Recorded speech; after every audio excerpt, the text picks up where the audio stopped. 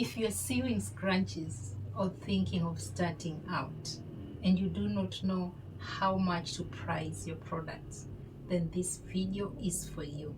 I'm Rini, a stay-at-home mom, learning to sew and earn from home.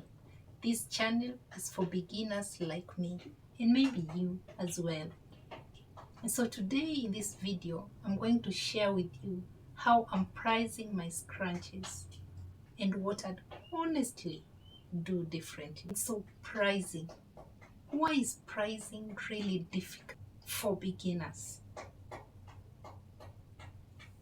The common thing is that we fear we'll charge too much, we'll overcharge. And this problem comes about once we start comparing ourselves to others, especially the mass producers. For instance, for me, as I was starting out this business, this scrunchie business, I used to buy the scrunchies from the market. And the market ones, they're mainly mass produced. I used to buy them at 30 shillings, 40 shillings. So when I started out, taking into consideration the expenditures that I spent on acquiring the materials to make these things, I found out that the lowest I could price was 50 shillings. So I wasn't sure, will I really sell this thing for 50 shillings? Will I sell them at 50 shillings and people buy if I used to buy them at 30 shillings? So you see, the problem of overcharging, that somehow held me back, but I tried. I said, let me push myself out there and try. If it won't sell at 50 shillings, then I will definitely change my strategy. So I went out there, showed my friends, showed the people outside there the products that I have. I said it was 50 shillings. To my surprise, they bought it. I didn't even know. Sometimes I ask myself, I say, did I underprice? But anyway, as long as it covers my expenses, what I use to produce it, I'm okay. And that is what should also apply to you.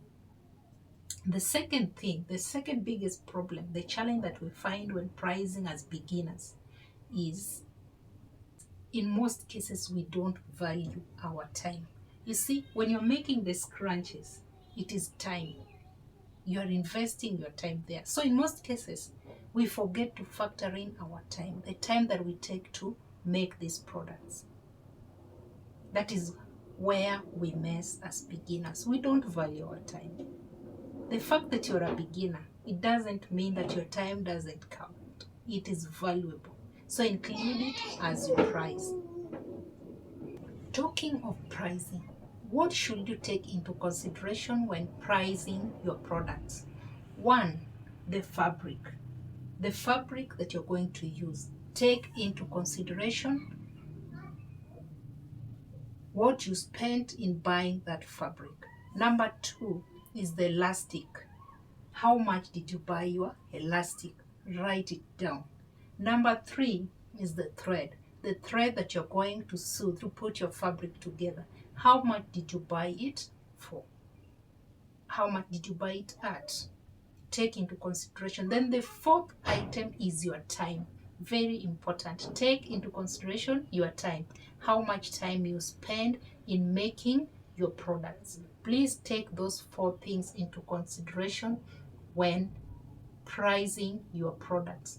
Then the most important thing is the size of your scrunchies. What size do you want to make? You see, different sizes consume different amounts of fabric.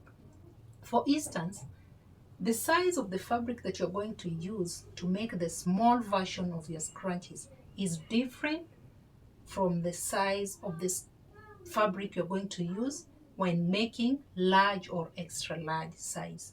For instance, medium, you can use a width of 4.5 inches and a length of 42, while in extra large, you're going to use a width of 6 inches and a length of 42 inches. You see the difference, 1.5 inches. Cumulatively, that makes a big difference. So make sure you take into consideration the size of your scrunchies. And as you start out, I would advise that you start with medium-sized scrunchies. The ones that the width is 4.5 inches and the length is 42 inches. It will make your work easier even when it comes to pricing. Let's say today I'm starting over this business. What would I do differently? Number one, I would concentrate on making standard size scrunchies. That means I will go with one size first. I will not mix small, medium, large, targeting different audience. No, I'll just concentrate first on the medium size. This is because, for example, if you decide like me to price them at 50 shillings, they'll all be 50 shillings. There'll be no confusion when I'm taking them out to the customers. There'll be no confusion saying maybe this one I should sell at 100. No, when testing the market, it's good to start with standard size, one size. Let the other customers who prefer different sizes to give you those orders in advance, so you make them. It will make your work easier. What else do I do differently? I would price my products confidently. This was my biggest problem.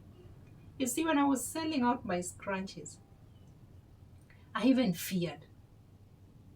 In fact, I didn't want to sell one-on-one with the customers.